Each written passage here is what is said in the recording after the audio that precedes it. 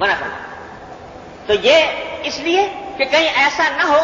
کہ جس چیز کو اللہ تعالیٰ نے متعین نہیں کیا روزے کے لیے اس کو لوگ اپنی طرف سے متعین کر لیں تو بدعت بنے. اس لیے آپ نے منع کرنا. تو اب یہ جو میں عرض کر رہا تھا پچھلے دنوں 3، 10، 20،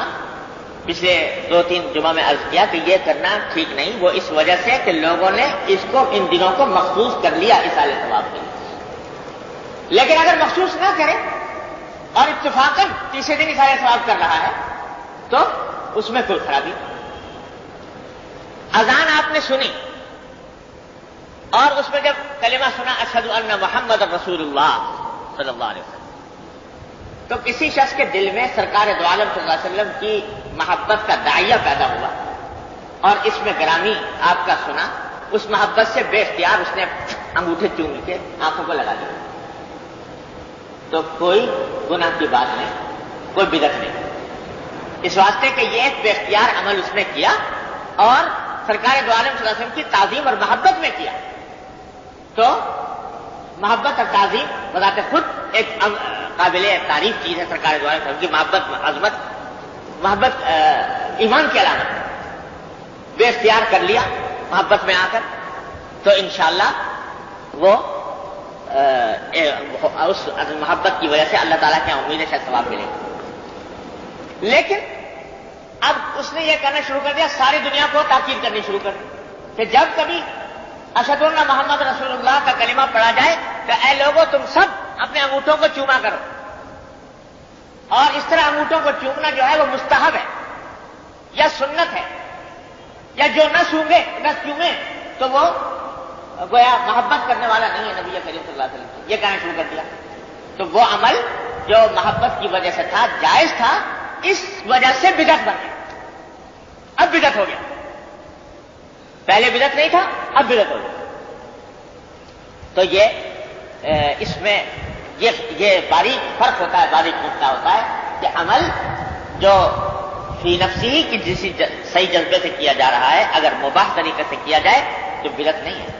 لیکن جب اس کو لازم کر لیا, سنت بنا لیا, رسم بنا لی, کوئی نہ کرے تو اس کو مطعون کرنا شروع کر دیا تو بس یہ بدعت. یہاں تک میں کہتا ہوں کہ اگر کوئی شخص بیٹھے بیٹھے بے اختیار اس نے سرکار دو عالم صلی اللہ علیہ وسلم کا اس میں گرامی آیا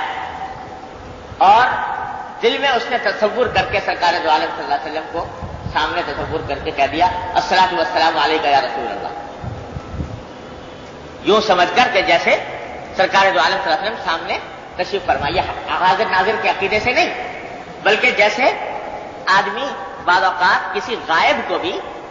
اپنے ذہن میں تصور کر کے حاضر کر کے پکار کر کہہ دیتا ہے الصلاۃ والسلام علیک یا رسول اللہ, اس طرح کہہ دیا تو اس میں بھی کوئی حرج نہیں, یعنی اصلاً اس میں کوئی گناہ نہیں. لیکن اگر کسی شخص نے یہ سوچ کر کہ حضور اقدس صلی اللہ علیہ وسلم حاضر و ناظر ہیں, یہاں پر موجود ہیں,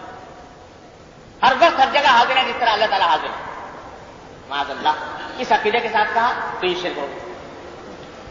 اگر اس عقیدے کے ساتھ نہیں کہا لیکن یہ سوچ کر کہا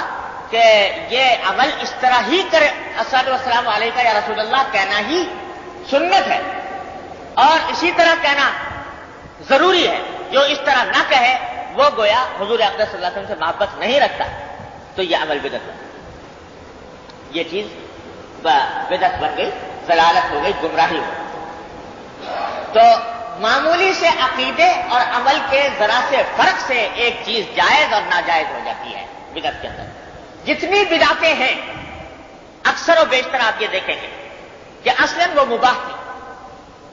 جائز تھی, لیکن جب اس کو اس طرح لازم کر لیا گیا جیسا کہ وہ واجب اور فرض ہوتے ہیں تو اس سے وہ بدعت بن جاتی. عید کے دن عید کی نماز پڑھی, خوشی کے جذبے میں آ کر دو مسلمان بھائیوں نے خوشی کے جذبے میں جب عید کا دن ہے چلو خوشی کا اظہار کریں, آپس میں ایک دوسرے سے گلے مل لیے. جی تو اصلاً گلے ملنا کوئی ناجائز نہیں. ابھی آپ اٹھے یہاں سے کوئی کسی آپس میں ایک دوسرے سے ملاقات کرتے ہوئے گلے مل لیں تو کوئی گناہ کی بات نہیں, جائز ہے. لیکن کوئی شخص یہ سوچے کہ عید کے دن کے عید کی نماز کے بعد گلے ملنا عید کی سنت ہے، گویا عید کی نماز کے اندر ایک لازمی حصہ یہ بھی ہے کہ جب تک گلے نہیں ملیں گے اس وقت تک عید ہوگی نہیں، اور عید کی نماز کی سنت گویا ادا نہیں ہوگی، تو یہی عمل بدعت بن گیا، اس واسطے کہ ایک ایسی چیز کو سنت قرار دیا گیا جو نبی کریم سرور دو عالم صلی اللہ علیہ وسلم نے جس کو سنت قرار نہیں دیا، صحابہ کرام نے اس کو سنت قرار نہیں دیا، اس کی پابندی نہیں کی، اس کی پابندی نہیں کی۔ کوئی شخص کہے کہ بھائی میں تو نہیں ملتا گلے، تو آپ کہیں بھائی عید کا دن ہے تو نہیں گلے ملتا، اس کے معنی یہ ہے کہ عید کے لیے آپ نے گلے ملنے کو لازمی قرار دے لیا، اور لازمی قرار دے لینا یہی چیز بدعت بنا دیتی، لیکن ویسے اتفاقی طور سے دل چاہ گیا مل لیے گلے تو یہ بدعت نہیں۔ تو خوب سمجھ لیجئے کہ جتنے بدعات ہیں اکثر و بیشتر ان میں یہ حال ہے کہ اصلاً وہ عمل مباح ہوتا ہے، لیکن اس کو مباح کو سنت بنانے سے، مستحب قرار دینے سے، لازم اور واجب قرار دینے سے وہ بدعت بن جاتا ہے اکثر و بیشتر۔ تو کل پچھلے مرتبہ کوئی صاحب پوچھ رہے تھے پچھلے جمعہ کو کہ صاحب یہ لوگ تبلیغ نصاب پڑھتے ہیں بیٹھ کر، تو اس کے اوپر اعتراض کرتے ہیں لوگ، یہ کہتے ہیں کہ صاحب پھر یہ تبلیغ نصاب کون پڑھتا تھا؟ حضور اقدس صلی اللہ علیہ وسلم کے زمانے میں اور صحابہ کرام کے زمانے میں اور خلفائے راشدین کے زمانے میں، تو لہٰذا یہ بھی بدعت ہو گیا۔ تو اس تشریح سے جو میں نے آپ کے سامنے کی یہ بات واضح ہو گئی ہوگی کہ علم کی اور دین کی بات، یہ ہم جمعہ کو جمع ہوتے ہیں یہاں پر، جمعہ کے دن عصر کے بعد یہاں پر بیٹھ کے جمع ہوتے ہیں، دین کی بات کرتے ہیں، تو کوئی شخص یہ کہے کہ حضور اقدس صلی اللہ علیہ وسلم کے زمانے میں تو ایسا نہیں ہوتا تھا کہ جمعہ کے دن عصر کے بعد لوگ جمع ہوں اور کوئی اس میں دین کی بات خاص طور پر جمعہ کے دن مقرر کر کے کی جائے، تو یہ بدعت ہے۔ تو خوب سمجھ لیجئے یہ اس لیے بدعت نہیں کہ دین کی تعلیم اور دین کی بات کی تبلیغ وہ ہر وقت ہر عام جائز ہے، لیکن اگر ہم میں سے کوئی شخص یہ کہنے لگے کہ صاحب یہ جمعہ کے دن عصر کے بعد بیت المکرم کی مسجد میں یہ اجتماع ہونا یہ مسنون ہے، یہ سنت، اور اگر کوئی شخص اس اجتماع کے اندر شریک نہ ہو تو اس کو یہ متون کرے کہ بھئی یہ تو اس کو تو دین کا شوق نہیں ہے، دین کی محبت نہیں ہے، دین کی عظمت نہیں ہے، اس لیے کہ یہاں بیت المکرم میں نہیں آتا، تو یہی عمل جو ہم آپ کر رہے ہیں یہی بدعت بن جائے، اللہ تعالیٰ بچائے، تو یہی بدعت بن جائے۔ دین نام ہے حفظ حدود کا، حدود کی حفاظت۔ ایک آدمی ہے وہ یہاں نہیں آتا، کسی دوسری جگہ پر چلا جاتا ہے، وہاں جا کے دین کی بات سن لیتا ہے، تو وہ بھی ثواب کا کام کر رہا ہے۔ تو اب کوئی شخص یہ کہنے کے ساتھ نہیں، یہی ہونا چاہیے کہ بیت المکرم ہی میں آئے، جمعہ کے دن آئے اور عصر کے بعد ہی آئے اور بیان بھی فلاں ہی کا ہو، تو یہ سب تقییدات جب اگر کر لیں گے تو یہی چیز بدعت بن جائے۔ اسی طرح تبلیغ نصاب پڑھتے ہیں لوگ، بڑے ثواب اجر کا کام ہے، لیکن اسی کو اگر کوئی متعین کر لے کہ صاحب تبلیغ نصاب ہی پڑھنا ضروری ہے، یہی سنت ہے، اس کے سوا کوئی اور اگر کتاب پڑھی جائے گی، اس کے سوا کوئی اور اگر دین کی بات کی جائے گی تو وہ مقبول نہیں، تو وہی بدعت بن جائے۔ تو بدعت جو ہے وہ اکثر و بیشتر جائز کام ہوتے ہیں، بلکہ